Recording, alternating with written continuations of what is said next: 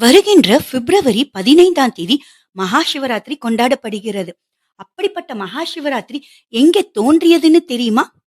வாங்க வீடியோக்குள்ள போலாம். அதுக்கு முன்னாடி உங்களுக்கு சிவபெருமான் ரொம்ப பிடிக்கும்னா, ஓம் நம சிவாயன்னு கமெண்ட் பண்ணிட்டு, என்னுடைய சேனல ஃபாலோ அண்ட் சப்ஸ்கிரைப் பண்ணிட்டு, இந்த பதிவ உங்க ஃபிரெண்ட்ஸ் அண்ட் ஃபேமிலிக்கும் ஷேர் பண்ணுங்க. நம்மில் பலருக்கும் தெரியாத உண்மை என்ன தெரியுமா? மகா சிவராத்திரி தோன்றியதே நம்ம திருவண்ணாமலையில தான். இந்த இரவில் தான் கோடி சூரிய பிரகாசத்துடன் ஈசன் லிங்க வடிவில் திருவண்ணாமலையில் தோன்றினார் என்று புராணங்கள் சொல்கின்றன. ஒருமுறை விஷ்ணுவுக்கும் பிரம்மாவுக்கும் யார் பெரியவர் என்று வாதம் எழுந்தது. தேவர்கள் ஈசனிடம் முறையிட்டனர்.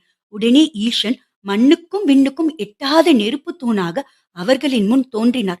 என் அடிமுடியை யார் முதலில் கண்டுபிடிக்கிறார்களோ அவரே பெரியவர் என்று கூறினார். விஷ்ணு வராக அவதாரம் எடுத்து பூமியை தொலைத்துக் கொண்டு அடிவரை தேடினார். பிரம்மாவோ அன்னப்பறவையாக மாறி முடிவரை தேடினார். யுகங்கள் கடந்தும் யாராலும் அடியையும் முடியையும் காண முடியவில்லை. விஷ்ணு ஆணவத்தை விட்டுவிட்டு திரும்பினார். ஆனால் பிரம்மா தாழம்பூவுடன் சேர்ந்து கொண்டு பொய் சாட்சி சொன்னார். அடுத்த கணமே நெருப்பு தூணாக இருந்த சிவபெருமானுக்கு கோபம் பொத்துக்கொண்டு வந்தது. அந்த நெருப்பு தூணிலிருந்துதான் சிவபெருமான் வெடித்து கொண்டு லிங்க வடிவில் வெளியில் வந்தார். விஷ்ணுவுக்கும் தேவர்களுக்கும் கேட்ட வரங்களை எல்லாம் கொடுத்த சிவபெருமான் பொய் சொன்னதற்காக பிரம்மாவுக்கு பூமியில் கோவில் இல்லை, தாழம்பூவுக்கு பூஜைக்கு தகுதியற்ற மலராகவே ஆகும் என்று சாபமிட்டார். இந்த நிகழ்ச்சி நடந்தது திருவண்ணாமலையில தான் புராணங்கள் கூறுகின்றன.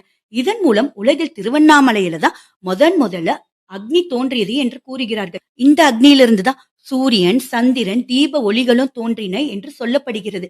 இந்த அக்னியிலிருந்து வெளிவந்த சிவபெருமான் லிங்கோத்பவர் வடிவில் காட்சி கொடுத்தார். இதனாலதான் லிங்க வழிபாடு முதலில திருவண்ணாமலையில தோன்றியது. மாசி மாத சிவராத்திரி அன்று இந்த நிகழ்வு நடந்ததால் அது மகா சிவராத்திரி என்று சிறப்பித்து கூறப்படுகிறது.